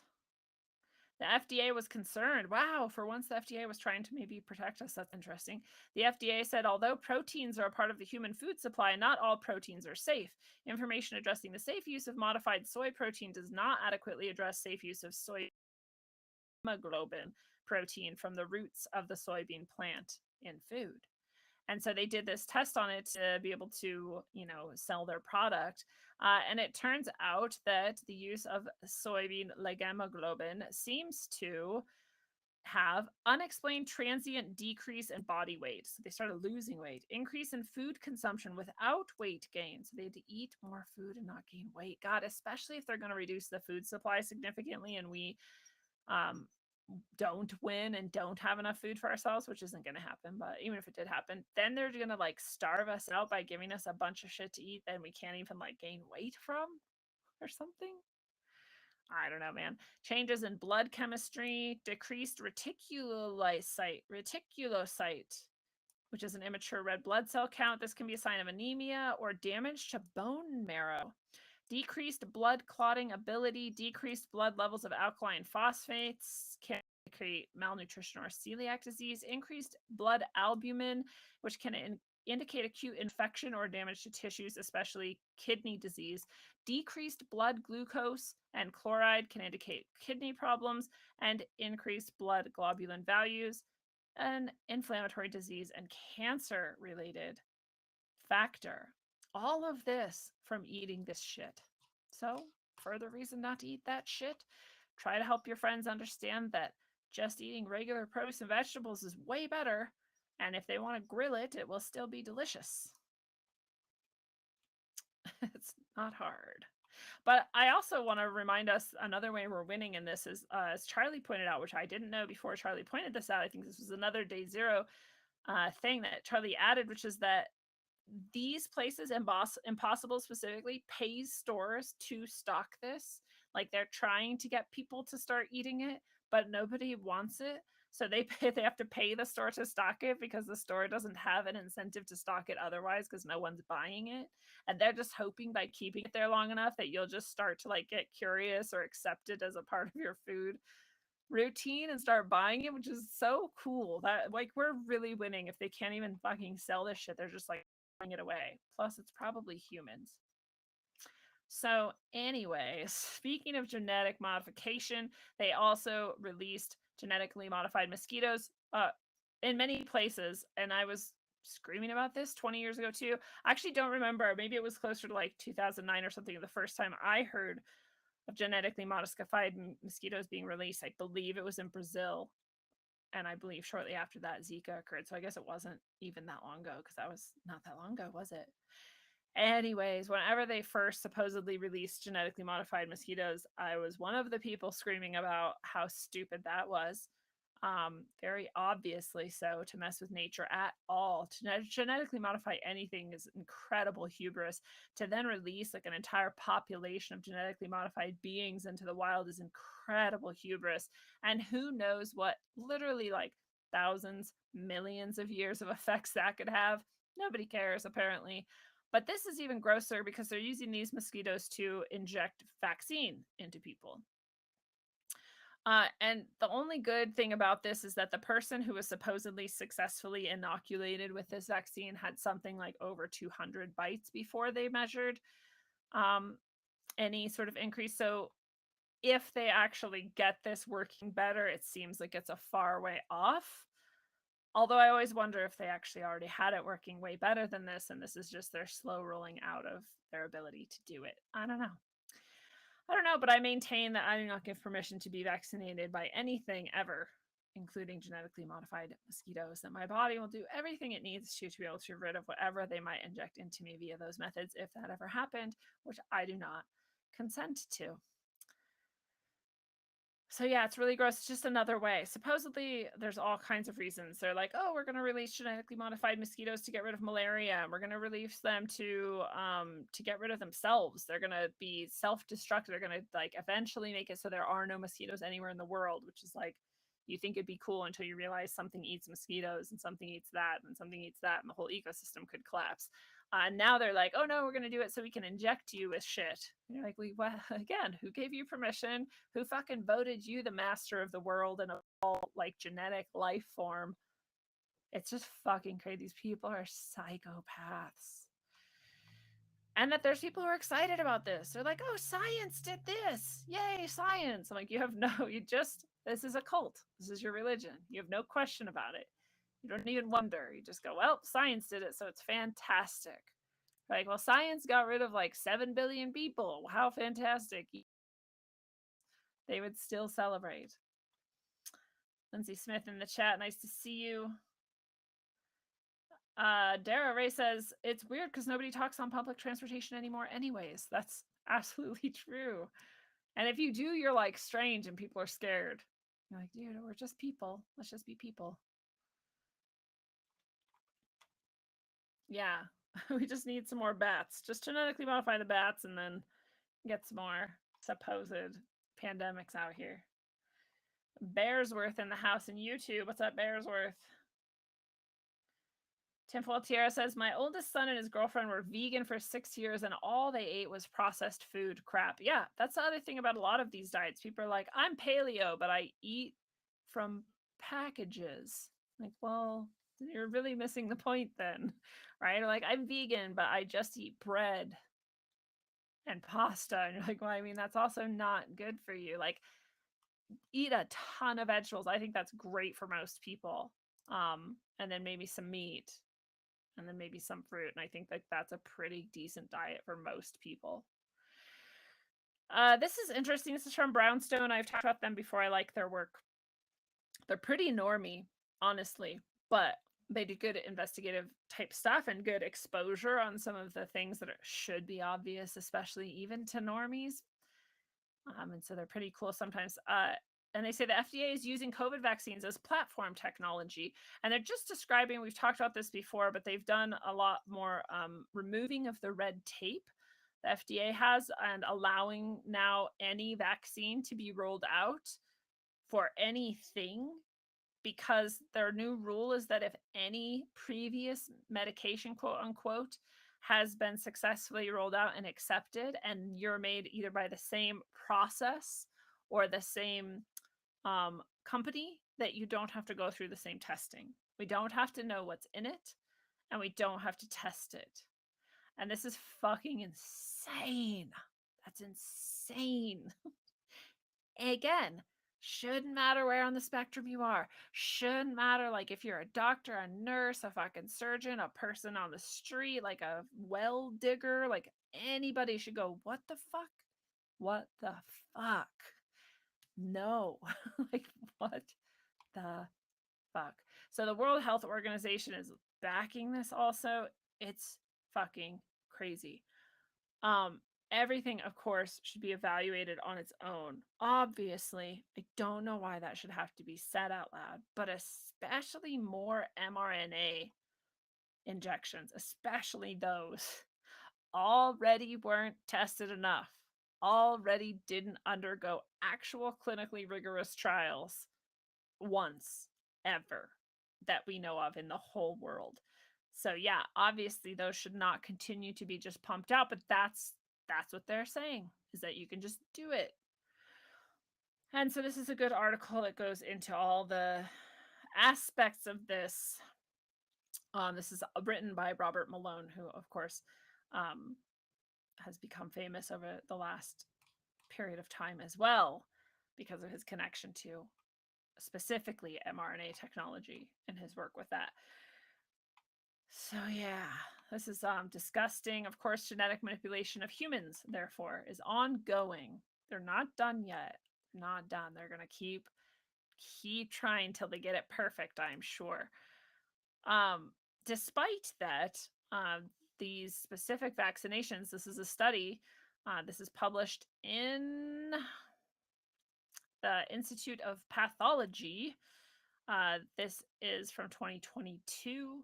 It was revised finally in September 25th, 2022, so very recent. And the title is A Case Report, Multifocal Necrotizing Encephalitis. Let's just translate that. Necrotizing is like dead. It's killing tissue. Encephalitis is swelling that is at the level of disease, at the level of harming your system and possibly leading towards death. And myocarditis after mRNA vaccination against COVID-19. So they're going into the evidence that this is passing the blood-brain barrier, that it is killing brain tissue and heart tissue specifically, killing and inflaming brain and heart tissue. They find the spike proteins in those tissues, and they can see that that is what's causing the damage. This is evidence published that the vaccine specifically cross the blood-brain barrier and attack your brain, which is what we said from the fucking beginning. But now we have evidence that you would think the cult of science would look at and then celebrate and go, wow, now we know and no one should take this anymore. But obviously that's not very likely to happen. The win is that this exists, and like we've pointed out before, you can then share this with people. You can show it to people when they say, "Oh, they've shown it's safe and it's really great." You can pull up this exact study and you can say, "No, bitch, it ain't." Don't say bitch because then they won't listen to you. But share it with them. Try to help them think, and maybe they'll make it. So a win in the study and the documentation of the harm being done. Further documentation will be done soon as an investigation into spikes in newborn baby deaths in Scotland is looking at some various aspects of what could be contributing to that. There's a huge increase in newborn baby deaths, and Scotland is concerned. So they're going to look closer at this. And of course, some people are thinking that perhaps it's because of the injection.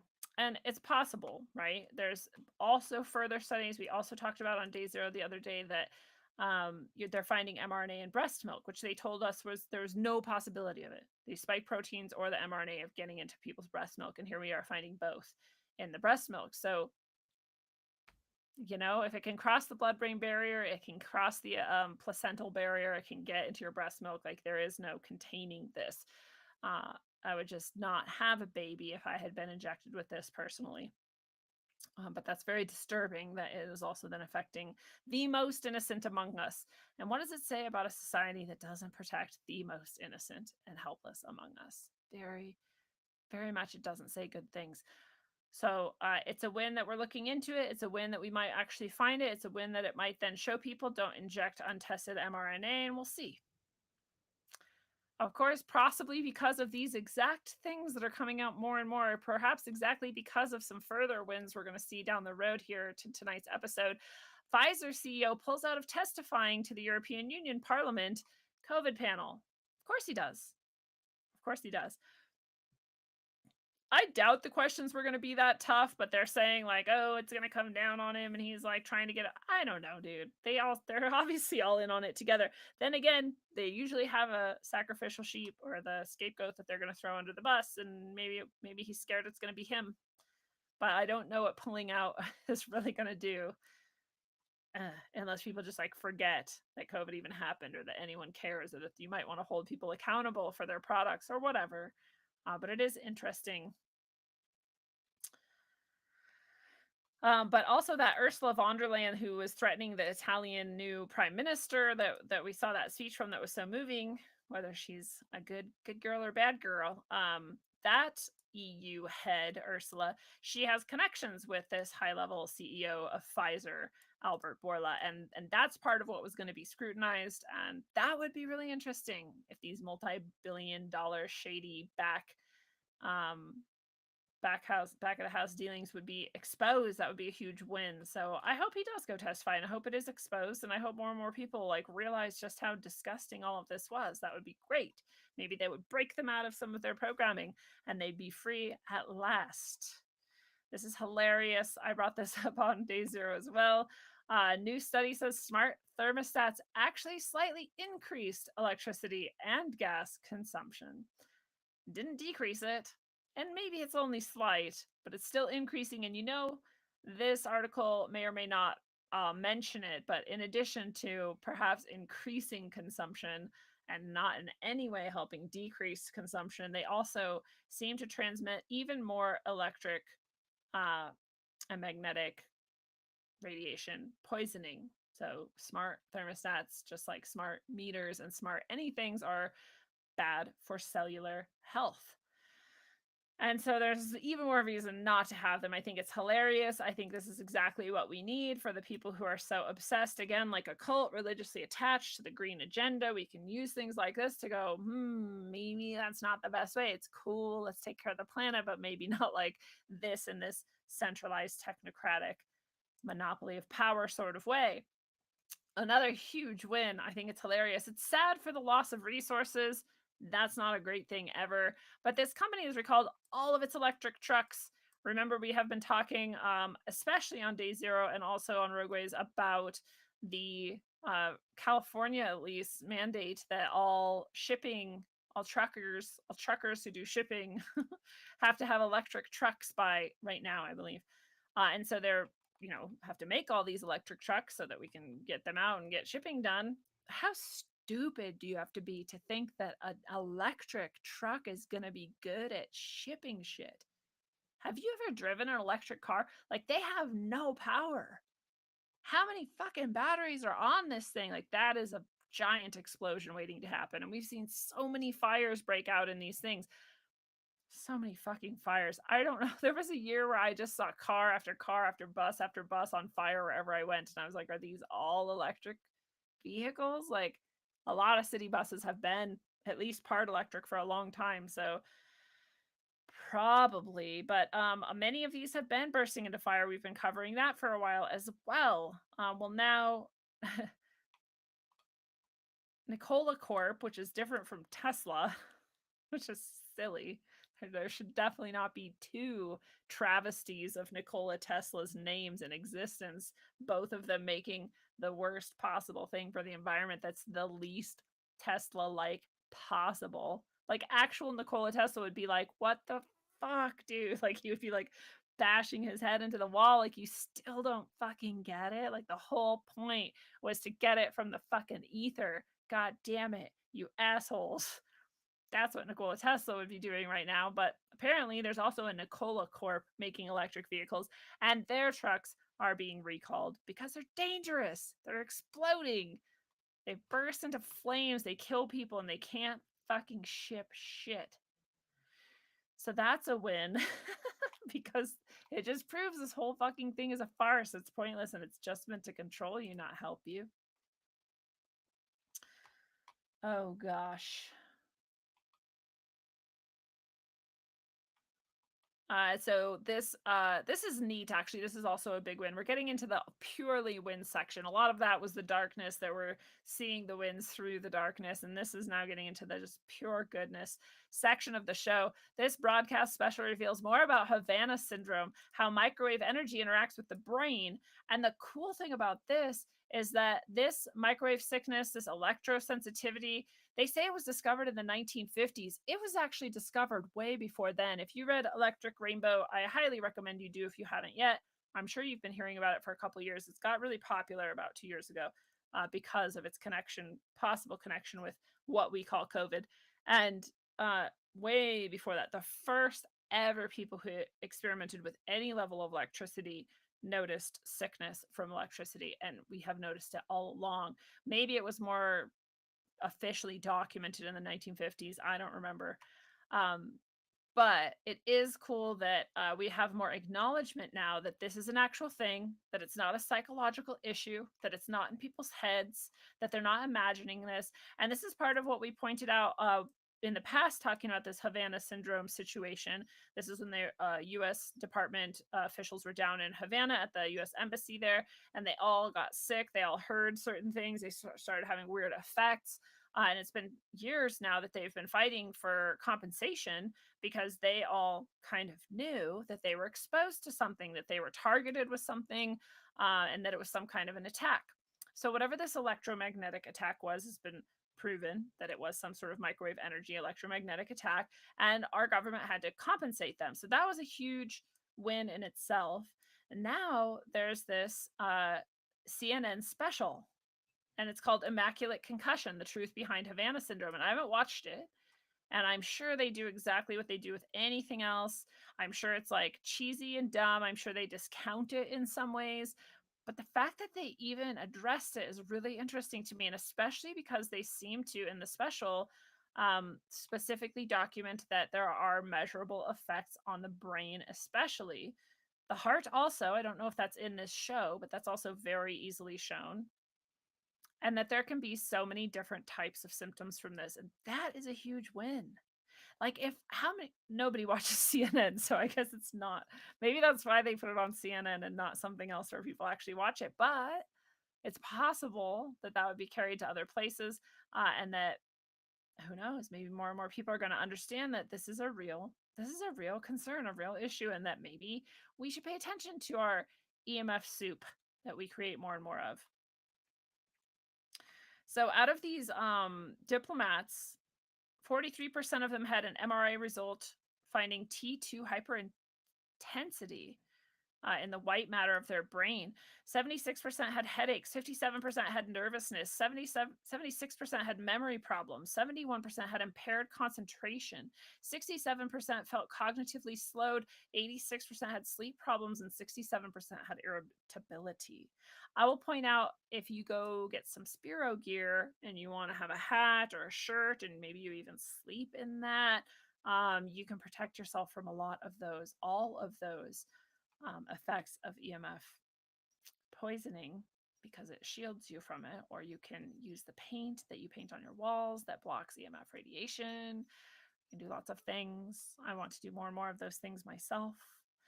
But they all had these sorts of things, and these have been documented for hundreds of years. But they're finally perhaps getting a little bit more attention, a little bit more understanding, and less ridicule in connection with them. And that could lead to really great things. So that's a win. This is also a win. Legato Networks has canceled their plans to begin a 5G trial network that would have operated in Northern Virginia. I feel like it was in Virginia. I was somewhere on the East Coast where we've seen most of these types of wins. So that's also really hopeful. This is another one. This is like, I want to say, the fifth we've documented this year, at least, that I can remember, where something that, 5G especially, was going to go online, and they defeated it somehow. They sent it out of town, they sent it packing, or or whatever, which is amazing. I think that's so cool and so hopeful. So these little townships often do it. Counties sometimes are doing it. So the smaller, the better. So if you want to get out and work in your county, your city, your town, it is possible. It is still possible at that level um, to win and to get these big companies even out of your town and to not have this additional radiation damage happening to you and your family. So I love this. I love talking about this. It's one of my favorite wins.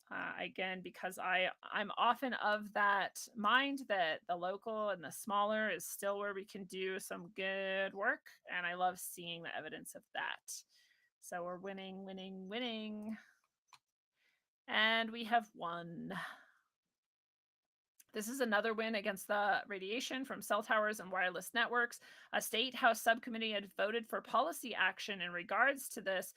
Again, this is in New Hampshire. The state house subcommittee voted for policy action regarding the issue of radio frequency radiation. So they're acknowledging that this can damage health in negative ways and that they need to protect people from this, that they need to study it, and they need to keep these things from just proliferating and proliferating over and over again, more and more, which is great. Again, very hopeful. They have a lot of really good, they've got environmental people connected to this, anti-cancer people connected to this, and all kinds of people are working together on this. So this is happening all over the place. And I know there's so many organizations that support this. And the more people do this, the more we'll have like a template where each place can do it as well. And so it'll be easier and easier for us to start to block that and create safer environments for ourselves and our children. Oh, right. I was like, here's another thing that's not translated. This is in, oh gosh, is this Holland? I think so. It's obviously somewhere Norse.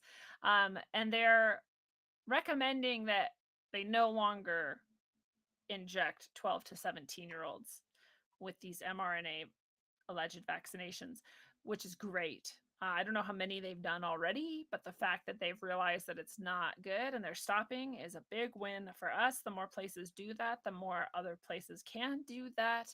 And I just realized how very pedo-y their symbol is. What is this?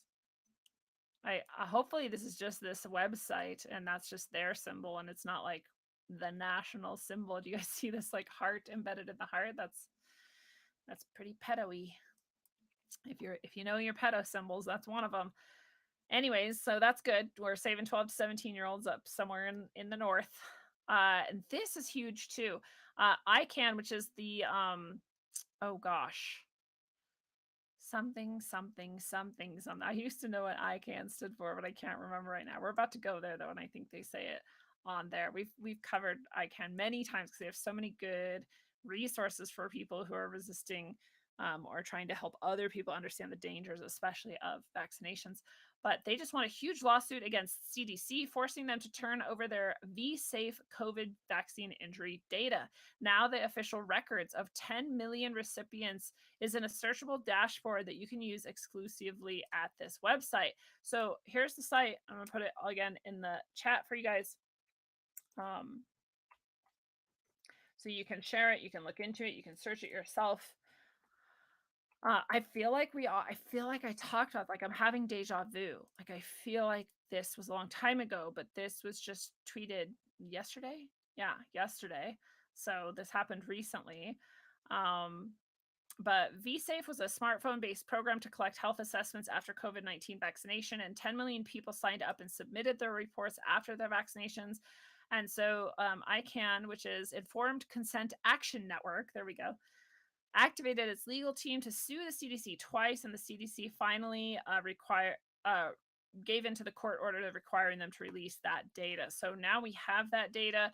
ICANN has taken all of that raw data and created a visual dashboard interface for ease of use. So you can just go in and play with this, which I think is really cool. I would do it with you here today live, but we've already gone quite a ways and we have a few more wins to do and then we're going to say goodbye. But I hope all of you go and access this and play with this. I know I'm going to, and hopefully bring some good stuff to day 0 this coming Sunday. to talk about with this, because I'm sure there's some insane shit in there. You can imagine if it hasn't all been completely fucked with, there's going to be a lot of really fucked up shit in there. So we'll see. I don't know. I'm not very excited, honestly, but I am excited that it's free and open. I am excited that they won. I love ICANN's work. I think they do great stuff. This is why it was so weird. Somebody just like attacked the shit out of me one day because I said I don't like care about Del Bigtree. And I don't mean that I don't care. I mean, I don't know enough about Del Bigtree to say that he's fantastic or that he's horrible or that he's neutral or anything else. I know he exists. I know that he talks about vaccines. I know that he seems to be doing great work around that, as far as I can tell, having never really paid that much attention to him specifically. And that's all I can really say. And they were like, he killed my best friend. And I was like, who are you? I don't know you. Did he kill your best friend? I mean, that sounds like a matter for the police. And these people were so, then they got their friends to come join in, and it was like this big fucking deal to them that I had to say that I hated Del Bigtree, or else I was a shill, a government shill. This is how ridiculous people are. And I was like, I literally am just saying I don't know enough about him to make final conclusions. I'm real sorry if he killed your friend. That really seems like something you hopefully are taking up with the police. Like, that's a big deal. I don't know why you're telling me that at all. And I don't know why you think I should believe someone I've never met before that Del Bigtree kills your friends or whatever. Like, what? Okay, person I don't know. I just thought it was crazy. Again, critical thinking hat on. Do you just take the word of some random stranger who comes up and just insists something is true? And especially if they then try to force you to say that you agree with them and believe them? No, narcissist, not how it works. So that was amazing. Sorry, that was totally a side thing. But otherwise, I have enjoyed ICANN's work. I have enjoyed their often very good resources that they share for free for anybody that are super helpful. And that's what I know about Del Bigtree, and that seems good enough to me. He seems like a decent dude. Otherwise, I don't care at all. So this is just random. The thing that is hopeful about this is that perhaps we have one more clue as to what we can do for our own bodies in order to resist things like cancer, whatever cancer actually is. So they're finding fungi growing inside cancerous tumors. Scientists have discovered this. Fungal DNA was found in different types of tumors, even. And so if fungal DNA is even a portion of this, that's really interesting. Again, we know perhaps how to help our body rid itself of funguses. We know the types of things that funguses enjoy feeding off of, like sugars. And it's really interesting to then note that tumors also seem to grow in high EMF radiation situations and also in high sugar and low oxygen. So all of those things are things that funguses seem to also be okay with or even love sometimes, some funguses. So that's really interesting too. I like this. This is a win. Sometimes science does do a good job when science is left to actually be science and doesn't have politics and money promoting certain outcomes.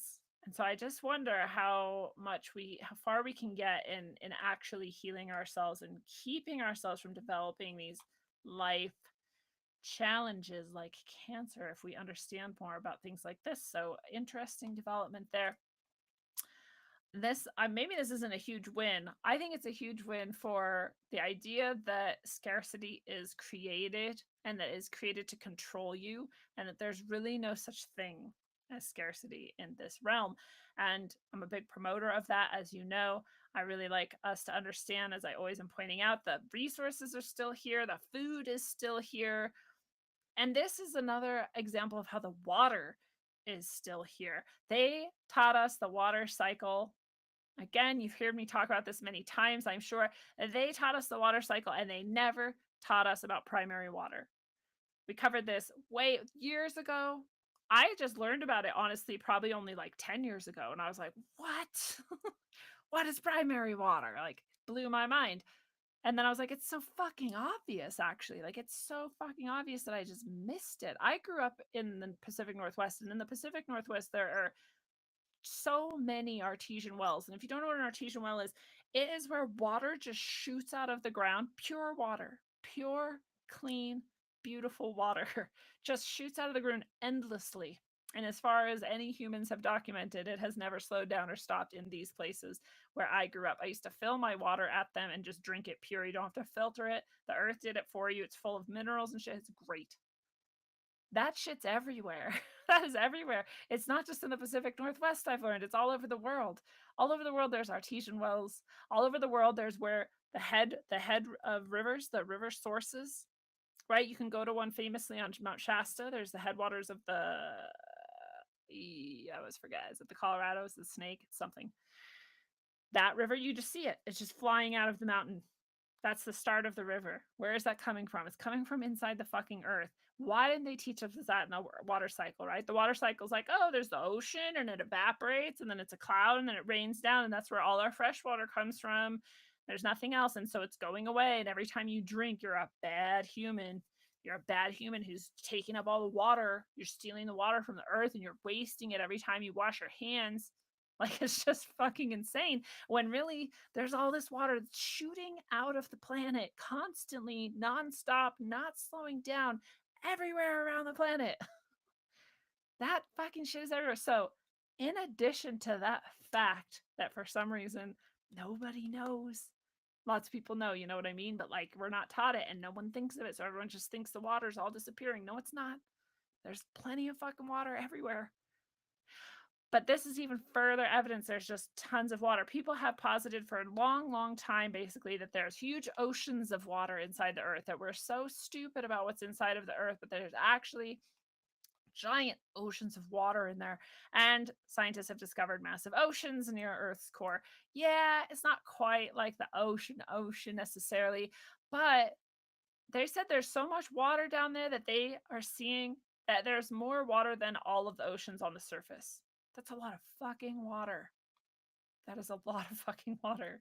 So I'm saying it's not an ocean, like they're not saying there's just one massive body of water down there, but there's a ton of water in there that they're finding and that it moves around all over in there. Oh, I don't know, maybe like fucking veins and shit. Like the world is alive, obviously. Anyways, it's all moving around down there, like especially as the Earth's moving, it's moving, etc. And there's oceans worth of water down there. Look at how stupid they are. They're not stupid. Okay, they're just coming to realizations that we all should have had a long time ago. They say the study confirmed something for a long time was just a theory, namely that ocean water accompanies subducting slabs and thus enters the transition zone. Here's the quote. This means that our planet's water cycle includes the Earth's interior. Yeah, that's what we weren't taught. That's what we weren't taught. We weren't taught about source water. We weren't taught about water that is in the interior of the earth and comes out constantly. It goes in constantly and it comes out constantly. That's how cycles work. That's how systems work. Like, it seems so obvious. Sarah's Fox says mountains act as orgone devices and pull it up from the earth. That's a fantastic point. Everything is an orgone device. I'm an orgone device. You're an orgone device. Our intention is an orgone device. The fucking planet itself is a massive orgone device. Mountains are orgone. Trees are orgone. It's just life force. It is the life force. It's the ether. It's everywhere all the time. It is functioning just fine. And that's a very great point. Tinfoil Tiara is saying YouTube was removing her comments for a while if she talked about getting water from springs. I recommend everyone find one close to you. It's a great point. There are apps for that too, which is cool. But you can also find it online, and you can just ask people you know who are hippies in your area. The old school hippies knew this way back when. So finally, this is just a hilarious thing to end on. So we have plenty of water, we have plenty of food, we have plenty of ability to keep the world functioning in a way that we like and to keep our power for ourselves. That's all true. And this is awesome. In 1930, Helene Adelaide Shelby patented an apparatus for obtaining criminal confessions. The police put the suspect into a darkened chamber where they're confronted by a human skeleton with glowing red eyes that questions them with a voice transmitted from the interrogator behind it through a megaphone in its mouth. A camera concealed in the skull was to record the confessions. This is a real thing. This is the crime skeleton, apparently, and this is a real, actual patent that someone had in 1930. Would it work if you were put in a dark room and the crime skeleton came to you? Would you confess your sins? I think they realized pretty quickly that that wasn't very reliable, and perhaps it wasn't even legal. So they didn't perhaps do it. But wouldn't it be neat if we lived in a world where crime skeletons were what was used when you went to the cops and you were accused of things? I think we should bring back the crime skeletons personally. That's where I'm going. That's my big win of this episode. Crime skeletons. That's all you need. It's crime skeletons. It brings the world back into balance when you have crime skeletons. So I hope we can all agree on that. I think, again, whatever our political spectrum, wherever we're at in the quadrants, we can all embrace the crime skeleton and move into the glorious future of full confessions from whoever we need. Just easy. No one's going to hide anything from us. We've got the crime skeleton. It is so easy to have fun. I hope you all have fun. We are moving towards Halloween, so maybe we'll get some crime skeletons in our front yards or something. I don't know. But the fall could be crazy. Remember, we started this episode off with that comment on my BitChute about supposedly this higher up saying, all governments were coming to an end this year or this month. November 6th actually was the date. We'll see. I mean, what could make that happen? A lot of things. World war, ultra famine. I don't know, man. But I'm not scared, as always. And this is the truth, is that we are still winning. We will always be winning. There's no other option, right? Because we all know that we are souls, and we all know that this isn't all there is. Right. So this is what is happening here and now. It's important. It's very important. We get so much growth out of being at this place at this time. But if for whatever reason it were actually possible to destroy the earth, which I don't think it is, if it were and it got destroyed, like, we would just go live some other life, some other place, and continue on our path.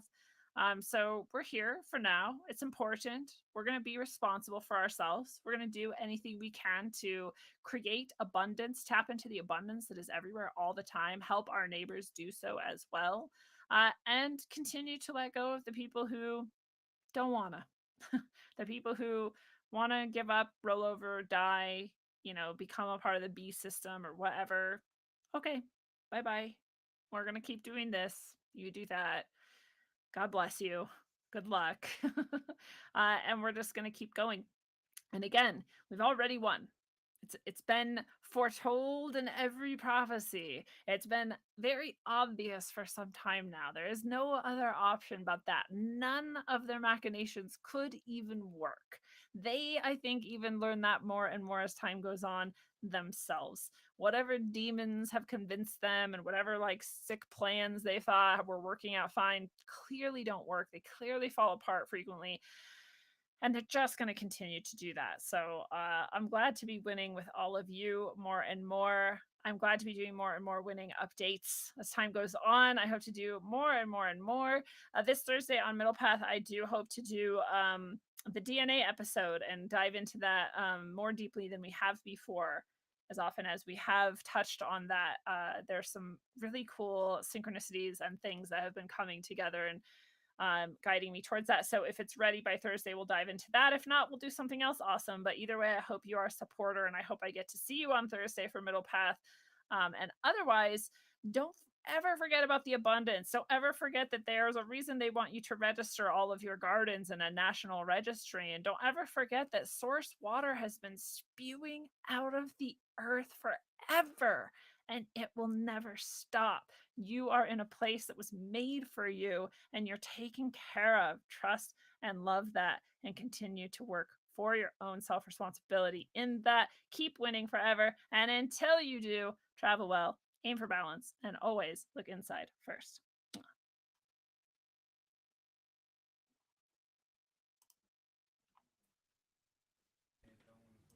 I heard the Bilderbergers called you. And I was like, hello? Hello? Ain't nobody answering shit, man. I mean, for real, man. I must have hung up. The phone rang again. And I was like, hello? Ain't nobody even answering, dog. Some real shit, man. They tapping my telephone. It's really the real when you step to the plate. And it ain't too late to change your ways of being fake. Humans create with creativity, so make what you create to shine through. All niggas wanna do is shine. Make a few rhymes, but they deaf to the blind. For those left behind, I crept and I climbed to the top of my mind. And I found I've been taught to be conformed, and I was never warned of the signs. Crimes committed, that's an adolescent. Now I'm trapped to the system, stressing with aggression and emotion, through passion and emotion. It's set through truth and motion. They gave me Zola for a rainy day, and they gave me Zyprexa instead of sleeping my life away. Society's labeled a man to be bipolar. Might as well gave me heroin and Coca-Cola. This is how Western medicines work. This is also how religions work. Where Americans work 9 to 5, not asking the questions of how, when, where, what, and why. I remain on the quest, thirsty for salvation. What it takes to blood, what it fallen warriors dream of surviving this flood of chaos. Those who continue to judge a book by its cover are way off.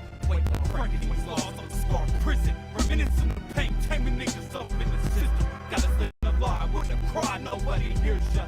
Chances of lives to revive an immortal lie. Breaking these bars of the scar prison, reminiscing the pain, taming niggas up in the system. Gotta live in a lie with a cry, nobody hears ya. Chances of lives to revive an immortal lie. We're conditioned to be housebroken and weekend. Labor all week, pay labor with the rest, drown away the weekend. Wires and voltages set strategically to damage chakras. Make sure to take those prescriptions given to you by the doctor. Wash it down with contaminated water. Worship a holy father. Fresh food remain drained from the slaughter. Mother Nature's now the Illuminati's daughter. Through molestation, unnoticed by the blind line in every nation. Not allowed to know God is present in each and every individual. Ancient truth forgotten except the Bohemian Grove rituals. Inbred bloodlines created unruly ruling class of elites. Cold as reptiles, the awoke and even see the signs on the streets. And Christians pass off as fiction and paranoia reaction. 33s and most of skulls are laughing right now with Kennedy's assassin. 2 pillars burning. History repeats as I babble on truth. Write down on fake for centuries. I change their plans when I'm up in the booth. Everlasting presence of life got me up in the night, not knowing if I'm wrong or right. Something within me tells me to fight, and it's like I'm trying to find the true nature of being God-like versus religious beliefs. Switching D tells me I'm doomed from day one out the womb. They want us to be consumed with fear, with negative thoughts engineered to fear God, and that's to fear oneself, and that's real. You tell me that I'm imperfect, how is that? When everything's for a reason, you forget that everything is meant to be. But they got us withering away, not knowing sacred geometry, which degrades philosophy of every soul, in which they try to control your mind with limitations, over exceeding your expectations.